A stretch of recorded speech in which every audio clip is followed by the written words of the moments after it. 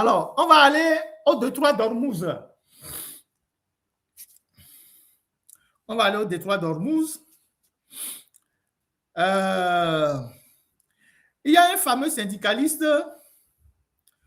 OK. Il y a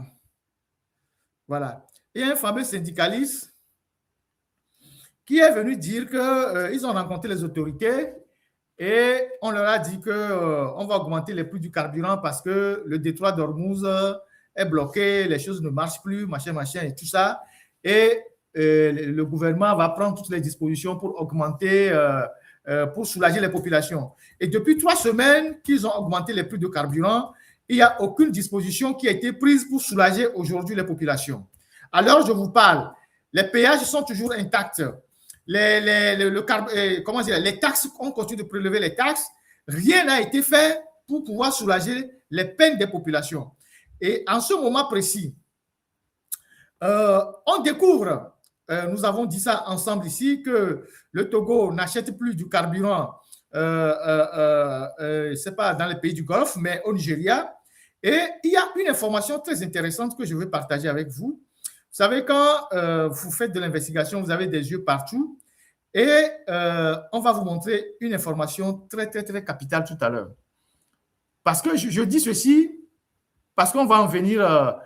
Pourquoi on continue de maintenir les prix de carburant à la pompe. Maintenant que Donald Trump a signé la décision de mettre fin à la guerre, est-ce que le Togo va ramener les prix à la base?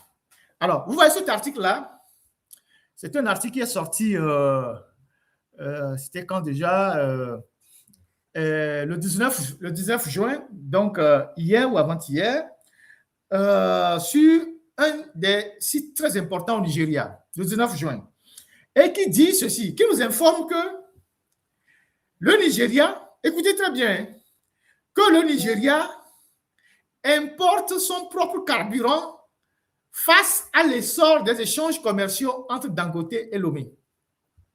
Écoutez très bien. Le Nigeria, qui est un grand producteur de pétrole, donc de carburant, importe désormais son carburant de Lomé. Le carburant que Dangote raffine au Nigeria, ce carburant se retrouve à Lomé et c'est de Lomé que certains clients du Nigeria viennent acheter ce carburant. Comment est-ce que c'est possible? Alors, on va lire l'article et on va faire une petite explication. Et vous allez comprendre ce qui se passe dans notre pays, ce qui se passe sur nos côtes et ce qui se passe en haute mer. Et pourquoi tout le temps, les autorités togolaises disent oui, sécurité maritime, mais tout l'argent, les milliards qu'ils engrangent sur notre côte-là, on ne le voit jamais dans la comptabilité publique. On ne voit jamais cet argent dans la loi des finances. Alors, voici ce que dit l'article. Les distributeurs de carburant nigérians, ces véhicules-là viennent au Togo, s'approvisionner en carburant pour le Nigeria. Les distributeurs de carburant nigérians importent de plus en plus de produits pétroliers raffinés, initialement produits par la raffinerie de pétrole de Dangote via une plateforme offshore de Lomé, au Togo. Je répète, voilà, merci de la technique pour m'avoir mis en grand les paragraphes par paragraphe. Les distributeurs de carburant nigérians. Donc, quand on dit les distributeurs de carburant nigérians, on peut parler des stations d'essence, tous ceux qui sont dans la distribution de carburant. Et donc, les distributeurs de carburant nigérians importent de plus en plus de petits pétroliers raffinés, initialement produits par la raffinerie de Dangote via la plateforme commerciale offshore de Lomé, au Togo, dans un modèle commercial croissant qui souligne l'influence grandissante de la raffinerie sur le marché régional des carburants. Voilà l'introduction. On va aborder le code de devoir. Vous allez voir comment les dirigeants togolais sont des mafieux et que tout cet argent qu'ils engrangent là ne sert pas aux Togolais et qu'ils refusent même de diminuer le prix du carburant. Continuons. Technique. Alors, cette information a été révélée par Matteo Tracy Cook, un responsable de SP, il y a quelque chose qui cache là-bas, Énergie, lors d'un webinaire organisé par la Major Energy Marketer Association of Nigeria. Donc, il y a un webinaire qui a été organisé par les marketeurs du Nigeria, ceux qui sont dans l'énergie et qui s'approvisionnent. Et donc, au cours de ce webinaire-là, ce monsieur qui travaille à SP Global, donc qui est dans le domaine de l'énergie et dans des carburants, qui est venu animer le webinaire, a révélé donc que les marketeurs du Nigeria viennent racheter le carburant raffiné de Dangote au Togo. Et pourquoi ils viennent acheter au Togo? Ils vont l'expliquer. Donc, ce webinaire intitulé « Tarification et flux en Afrique de l'Ouest dans le contexte de la guerre » a examiné l'évolution des routes d'approvisionnement en carburant et la dynamique des prix dans la région. Selon Tracy Cook, les produits raffinés à la raffinerie Dangote sont exportés par voie côtière vers Lomé avant de revenir au Nigeria. Je répète la phrase. Selon Tracy Cook, les produits raffinés de la raffinerie Dangote sont exportés par voie côtière vers Lomé avant de revenir au Nigeria. Ce qui souligne ce qu'il décrit comme une relation de plus en plus interconnectée entre la raffinerie et la plateforme de commerce offshore à Lomé. Il est à noter que même si Dangote a considérablement augmenté l'offre nationale, les distributeurs continuent de s'approvisionner via Lomé. Une tendance, s'il te plaît, technique, il faut monter le texte, une tendance qui pourrait indiquer des différences de prix entre les marchés locaux et internationaux. Est-ce que vous comprenez ce qui se passe là? Est-ce que vous comprenez quelque chose dans ce que je suis en train de lire? Je continue. Les volumes de Dangote acheminés par voie côtière arrivent bien à Lagos depuis Lomé, a-t-il déclaré, ajoutant que les produits de la raffinerie sont devenus de plus en plus importants pour les importations de carburant par voie maritime du Nigeria. Les données présentées par SP Global montrent qu'au cours des 6 derniers mois, les produits en provenance de Dangote ont représenté la majorité des produits pétroliers importés par voie maritime au Nigeria entre mars et mai. Bon, tout ça, c'est du blablabla. Et donc, on continue. Un autre paragraphe. Voilà. Qu'est-ce qu'ils sont en train de nous dire ici?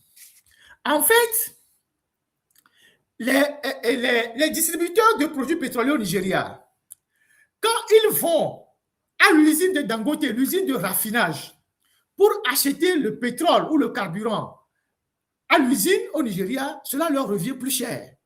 Alors, qu'est-ce que Dangote a fait? Il y a de grands marketeurs, donc des gens qui ont de gros navires, de très grands navires, des navires de grande capacité, qui vont acheter le produit raffiné de Dangote au Nigeria, qui les amènent sur les côtes togolaises. Donc, c'est de gros navires.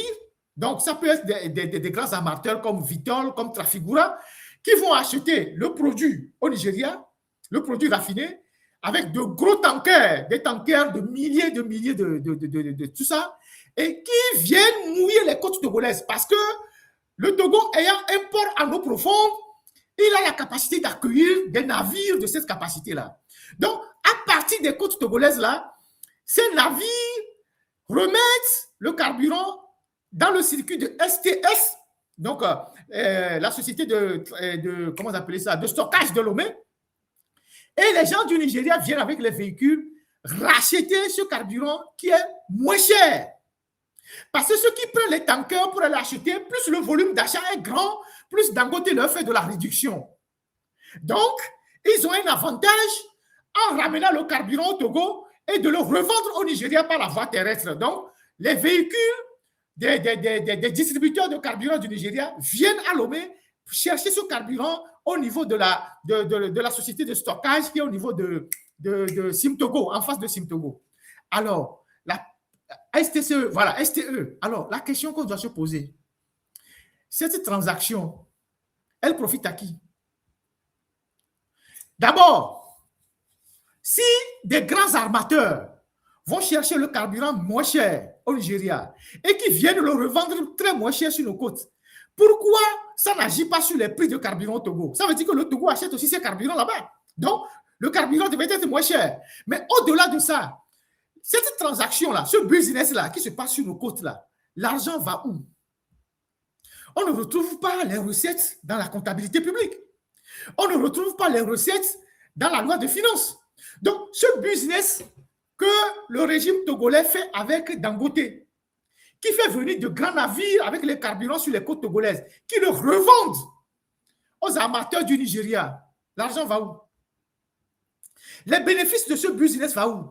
Est-ce que les impôts, l'OTR, est au courant de cette activité-là? Est-ce que l'OTR taxe cette activité en haute mer? Cet argent va où? Parce que c'est des milliards. C'est beaucoup d'argent. C'est une plateforme qu'ils ont créée au niveau de la côte pour faire du business qui échappe à tout contrôle fiscal. Cet argent va dans les poches de qui? Qui vous voyez traîner tous les jours avec Dangote au Togo, avec les Obasanjo? Parce que tous ces gens-là sont dans le business là. Les Dangote, les Obasanjo, tout ça. Tous ces gens-là sont dans ce business. Vous les voyez dans les conférences comme ça, mais c'est des gens qui sont dans les affaires très, très, très, très opaques. Et donc, il est important, je vais mettre l'article à votre disposition et vous allez lire ce qui se passe sur nos côtes. Donc, voilà comment les dirigeants font les affaires avec le pays. Le pays s'appauvrit, eux s'enrichissent et ils sont même incapables de diminuer le prix du carburant pour que les gens puissent circuler tranquillement. Alors, ils vont venir vous dire que c'est le détroit d'Ormuz. Que c'est le détroit d'Ormuz qui fait qu'eux n'arrivent pas, eux doivent augmenter le prix du carburant. Alors que leur détroit d'Ormuz, c'est à Ila Kondi ici, c'est à Badagry ici, c'est je ne sais pas où ici, c'est au port autonome de Lomé. Donc, c'est quoi la distance? C'est 150 km ou 200 km pour aller chercher le carburant au Nigeria. Donc, en réalité, le carburant devait être de plus en plus moins cher au Togo. Si les autorités togolaises ont trouvé ce business-là en haute mer avec Dangote, pourquoi ce business-là n'influe pas, n'impacte pas la diminution des prix de carburant à la pompe? Vous ne pouvez pas amasser autant d'argent et ne pas soulager vos populations.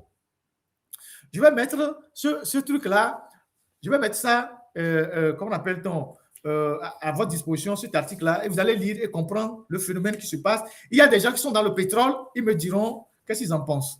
Je suis d'accord avec celui qui fait le commentaire sur YouTube en disant que je vous avais prédit ça, que la nomination du fils de Bagna à la tête de la STSL, c'est justement là-bas qu'il prend le carburant, ce n'est pas gratuit, c'est pour couvrir un business.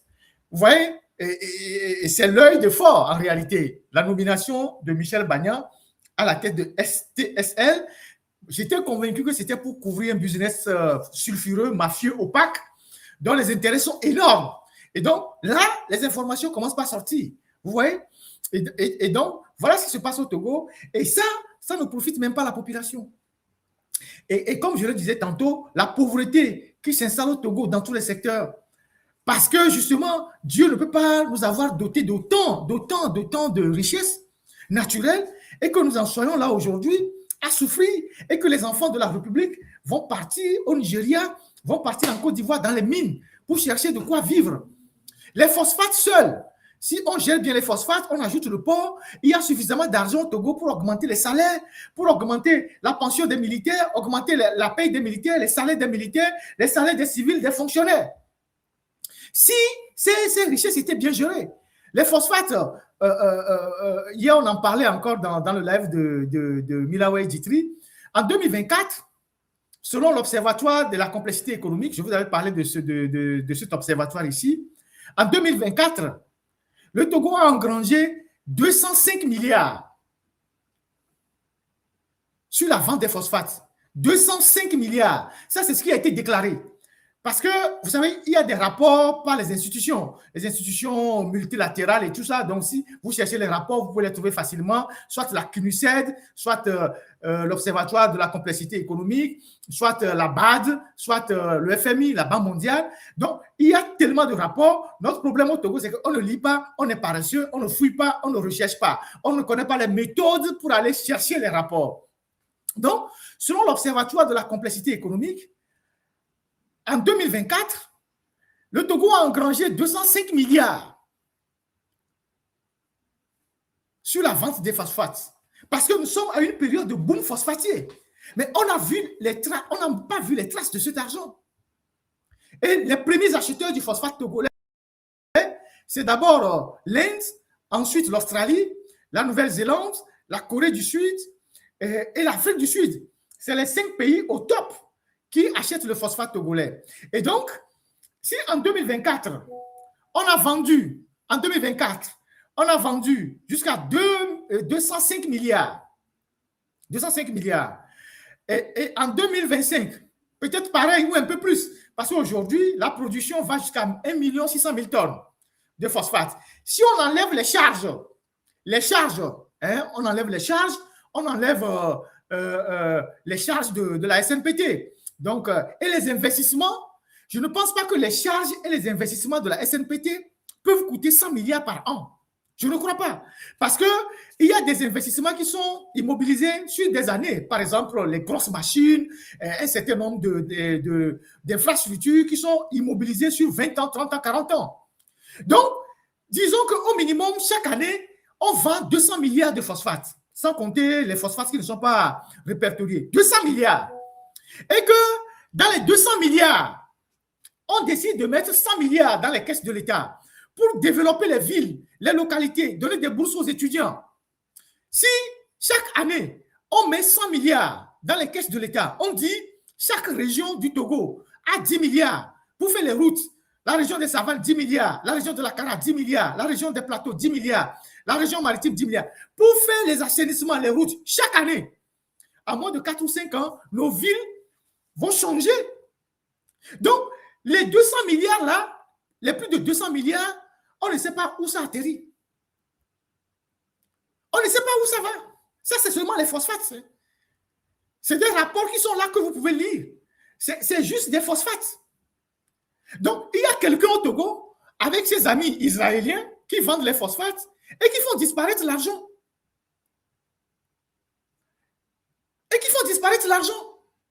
Donc, ils ne prennent même pas 20% de cet argent pour développer le pays, ne serait-ce que développer même la région où le minerai est extrait. Et les gens sont dans la pauvreté extrême. Il n'y a pas de l'eau, il n'y a pas d'électricité, il n'y a pas de route. Et ces gens-là sont là et personne ne leur demande des comptes. Parce que ce sont les Israéliens qui vendent le phosphate togolais à l'extérieur. C'est avec eux que Fort Yassingbe gère les phosphates, les Israéliens. Je vous ai fait un live ici sur les Israéliens qui vendent les phosphates depuis des années. Et donc, nous sommes là, on croise les bras et puis on regarde faire. On regarde faire. Si chaque année, on met 100 milliards de côté sur les phosphates, je ne suis pas certain, comme je vous le dis, que les investissements à la SNPT, les charges peuvent engloutir 100 milliards par an. Nous sommes à la période du boom phosphatier. Le prix du phosphate sur le plan international, c'est au top depuis 3 ou 4 ans. Et le Togo fait une production de plus de 1 600 000 tonnes par an. Allez sur Internet, tapez le prix du phosphate, vous allez voir. Et tout cet argent rentre. Mais personne ne sait qui garde ça. Personne ne le sait. Les recettes du port, personne ne le sait. Hier, on lisait un rapport de la Banque mondiale sur le projet, un sous-projet de Ouaka. Le projet Ouaka, c'est un projet qui consiste à la protection côtière, l'érosion côtière et tout ça, avec une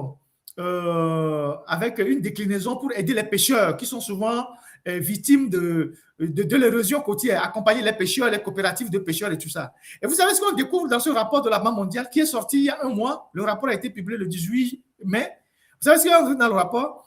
On découvre dans le rapport de la Banque mondiale qu'il y a des gens au Togo qui pilotaient ce projet-là et qui ont détourné l'argent qui devait servir à acheter des congélateurs et des glaciers pour les pêcheurs et les gants. C'est-à-dire, il y a des gens qui sont au Togo qui participent à la gestion de ce projet-là, soit coordinateurs, soit des unités de gestion, et qui ont détourné l'argent qui devait servir à acheter des congélateurs, des glaciers et des gants pour les pêcheurs de la côte de Baguida à Néron. Vous imaginez? Et moi, pêcheur robé, glaciaire, ou congélateur, ils ont volé ça.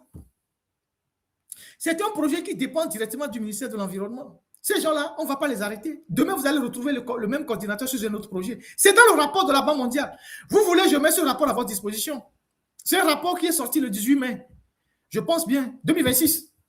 Il est écrit dans le rapport que ceux qui gèrent le projet ont détourné l'argent qui devait servir à acheter congélateurs et glacières aux pêcheurs. Parce que c'est une sous-composante du projet pour aider les pêcheurs qui sont impactés par l'érosion côtière. On fait, gars. On fait congélateur, mes gars. On fait glacière, mes gars. C'est pas étonnant. Dans un pays où les gens volent l'argent de moustiquaires, glacière là même, c'est plus important que moustiquaires.